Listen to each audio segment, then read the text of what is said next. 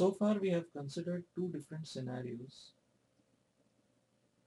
The first one was the scenario in which f of n is polynomially smaller than n to the power log of a base b. The second case was when f of n and n to the power log of a base b have the same rate of growth.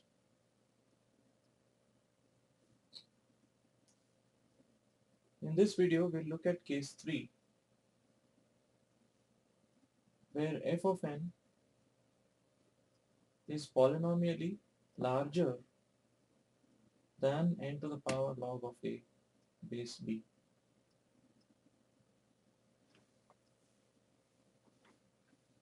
So recall that these three cases are the three different scenarios that can arise when we compare f of n and n to the power log of a to the base b.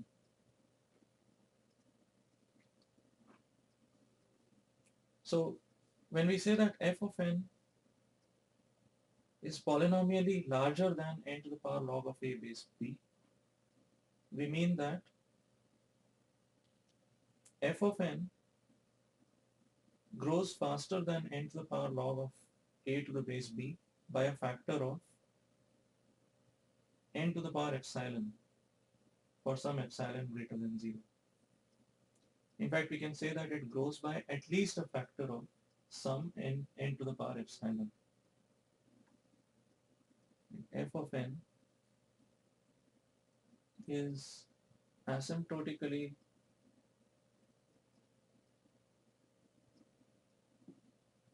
larger than n to the power log of a to the base b by at least a factor of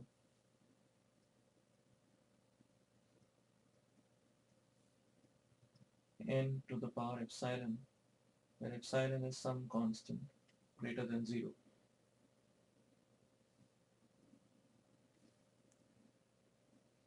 In terms of the recursion tree,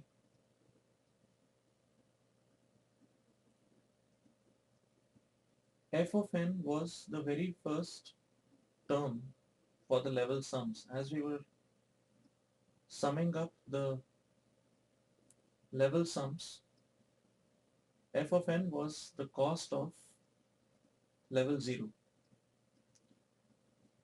A times f of n by b was the cost of level 1. A square times f of n by b square was the cost of level 2, or the level sum for level 2. And at the very last level, we had a to the power h multiplied by t of 1. So case 1 was a scenario where the summation of these level sums down the recursion tree forms an increasing geometric series whose complexity is ultimately determined by the last term, which is a to the power h, which we saw was also equal to n to the power log of a base b, because h was log of n to the base b. We have seen all this in previous videos. I'm just summarizing it here. Case 2 was the scenario where all these terms are approximately the same. So the overall complexity T of n was given by any of these terms multiplied by log of n. So we could say it's f of n times log of n.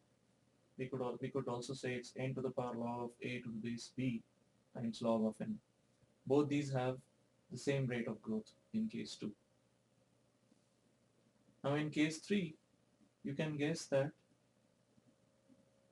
we are looking at a scenario where we are going to get a decreasing geometric series.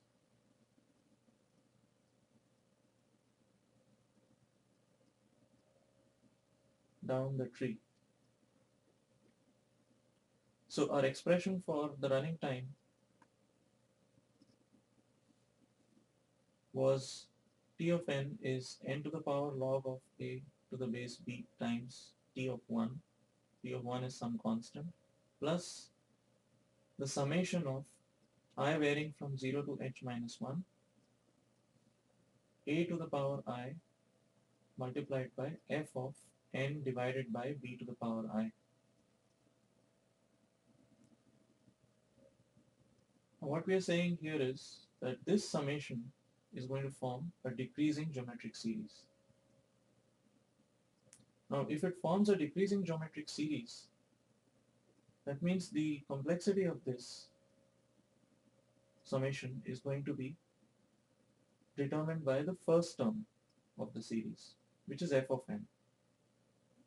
So we would like to show that this summation is basically theta of f of n. In fact, we would like to show that this entire expression is theta of f of n. Now if f of n grows polynomially larger than n to the power log of a to the base b, then we know that if this turns out to be theta of f of n, this is going to be a lower order term, because something that is theta of f of n is going to be larger, polynomially larger than n to the power log of a base b. That's our assumption for case 3. So it suffices to focus on the second term over here and to show that this second term is theta of f of n. Now the very first term in this summation, the first term, that is the term for I equal to 0, is a to the power 0 f of n by b to the power 0, which is f of n itself. If you go back to the recursion tree for the recurrence we are looking at, f of n was the very first level sum. Now whatever be the values of the other level sums, we know that t of n, or the summation of the level sums, is going to be larger than f of n, because f of n is just one of the terms in that summation. So the overall value of the summation must be greater than or equal to f of n. This means t of n is greater than or equal to f of n.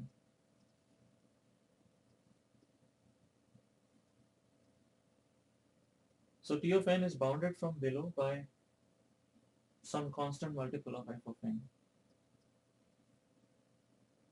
So we can immediately arrive at a lower bound of f of n, and thereby say that t of n is in big omega of f of n.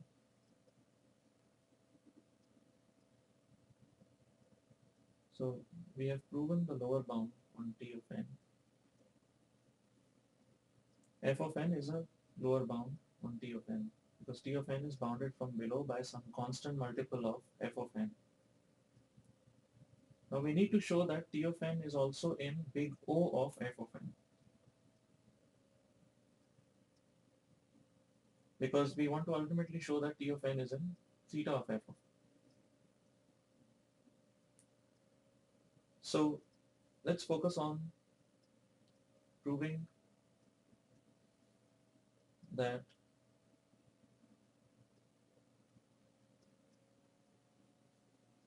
t of n is in big O of f of n.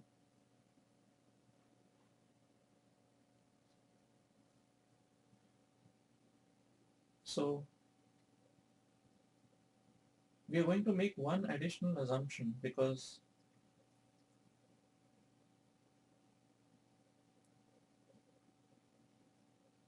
T of n, which can be written as this summation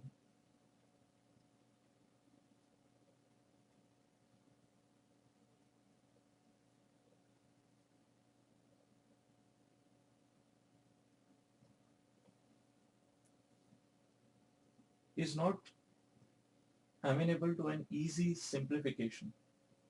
Right? If we just know that f of n is polynomially larger than n to the power log of a to the base b, it's not clear how we can show that this summation is necessarily a decreasing geometric series.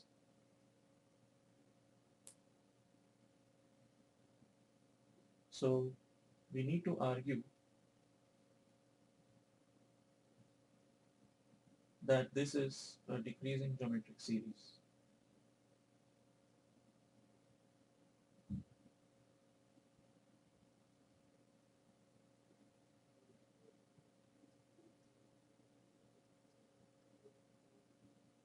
Let's first consider a simple example.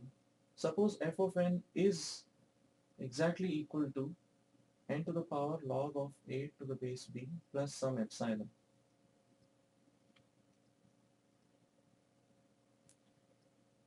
In that case,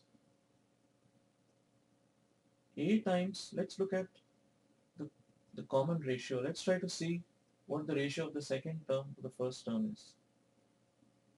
A times f of n by b divided by f of n. If this ratio turns out to be less than 1, and if this is generally true for every consecutive pairs of terms, then we can say that the common ratio is less than 1, and so this is a decreasing geometric series. So let's see what this ratio is. If f of n is exactly n to the power log of a to the base b plus epsilon, note that when we say that f of n is big omega of n to the power log of a to the base b plus epsilon, this is just one way of satisfying this assumption. There are other ways of satisfying this assumption. For example, f of n could have an n to the power epsilon extra factor over and above n to the power log of a to the base b, but it could also have more um, other terms like log n and so on. For example, let's say that n to the power log of a to the base b is n square. Let's say that the values of a and b are such that n to the power log of a base b is n square. Now f of n could be something like n cube log n. This is one way of satisfying big omega of. This is one way in which f of n could be in big omega of this function, because f of n here is polynomially larger than n to the power log of a base b,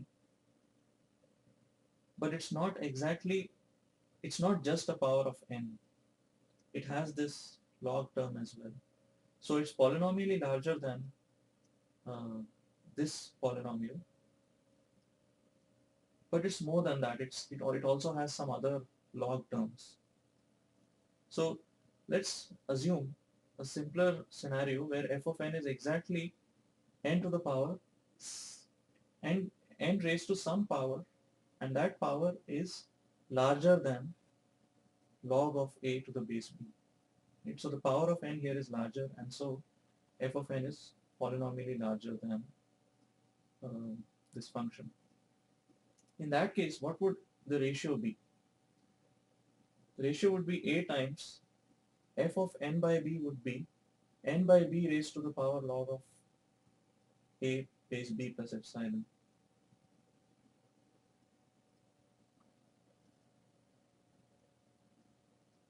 Divided by f of n, which is this. So can we simplify this? We can cancel out n to the power log of a plus epsilon with the same term appearing in the denominator here. So this will become a times a divided by b to the power log of a to the base b plus epsilon. Now this can be written as a divided by b to the power log of a to the base b multiplied by b to the power epsilon. And this is nothing but a.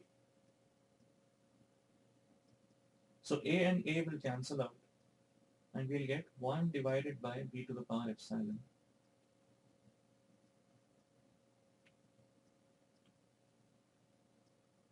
Now if you remember, the value of b is a constant, but the value of b is necessarily greater than 1, because when we are looking at a recurrence of this form, we are assuming that the size of the subproblem is going to be some fraction of the size of the original problem. So for us to reduce the size of the original problem, we need to ensure that b is greater than 1. We need to assume that b is greater than 1. So if b is greater than 1, 1 divided by b is going to be less than 1.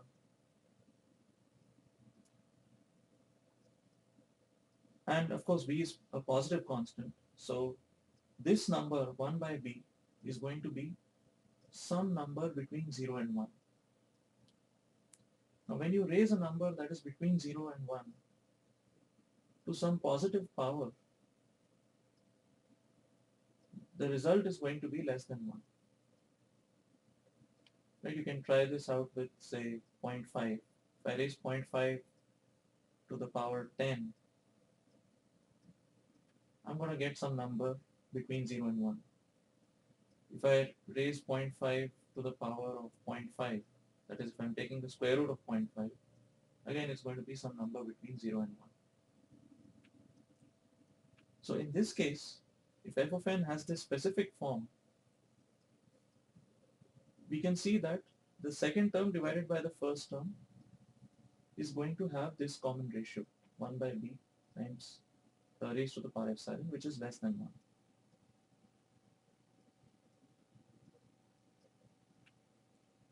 And the same thing will hold for these two terms. A square times f of n by b square divided by a times f of n by b will also have the same common ratio.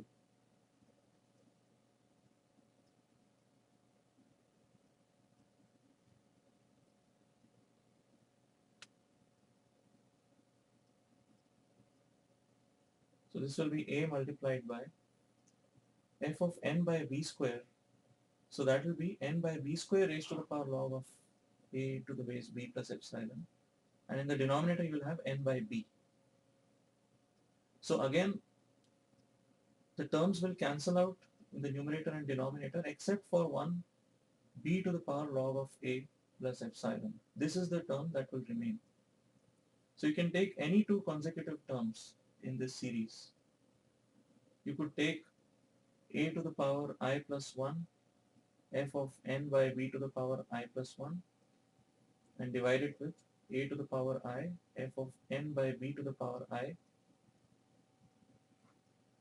and use this formula to calculate what this ratio will be. So you'll have an a term left in the numerator, and then when you substitute n by b to the power I plus 1 in the numerator and n by b to the power I in the denominator using this equation, you'll see that all the terms will cancel out except for this term in the denominator. So you'll be left with exactly this ratio.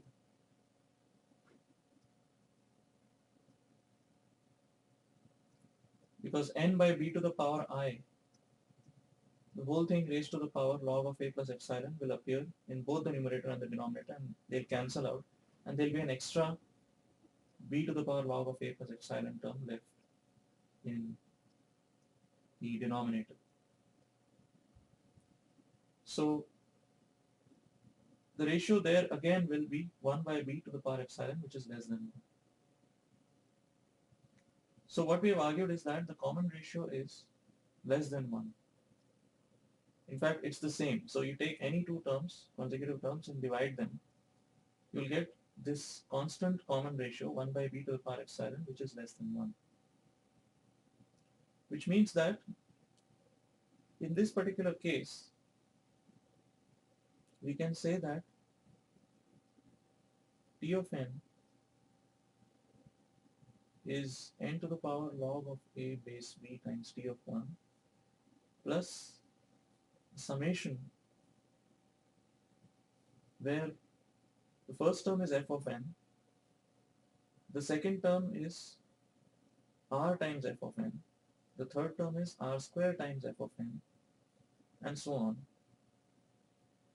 There are a total of h terms in this series. The value of r here is 1 by b to the power epsilon, which is less than 1.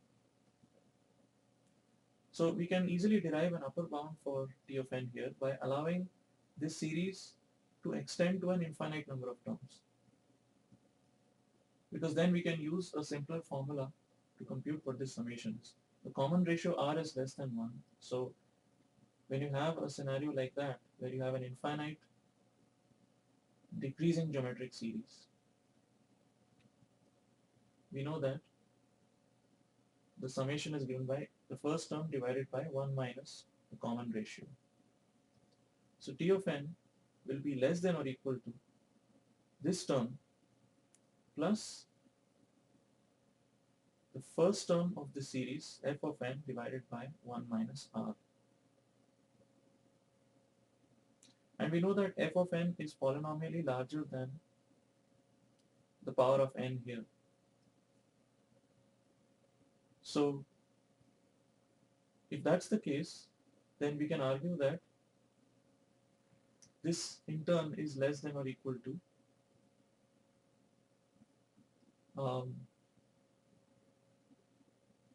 say 2 times 1 minus r times f of n. Right? I'm just increasing the constant coefficient here. And I'm saying that if we go with a larger constant coefficient associated with f of n, then the right hand side will be greater than equal to the left hand side. Because now we can take this term on the left hand side, we'll be left with f of n by 1 minus r. And it's going to be easy to argue that the right hand side must be greater than or equal to n to the power log of a times t of 1 for large enough n, because the power of n in f of n is larger than the power of n in this term. So those powers will cancel out and you'll be left with an n to the power epsilon on the right hand side and a constant on the left hand side. So that inequality will be easy to prove. This means that T of n will be bounded from above by some constant multiple of f of n. And so T of n will be in big O of f of n.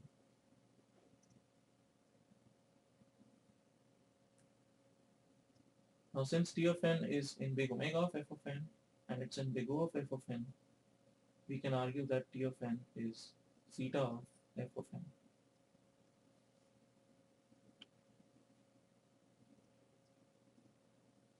So we have looked at a scenario where f of n is exactly some power of n, a power that is larger than log of a to the base b, because there is this extra epsilon term. So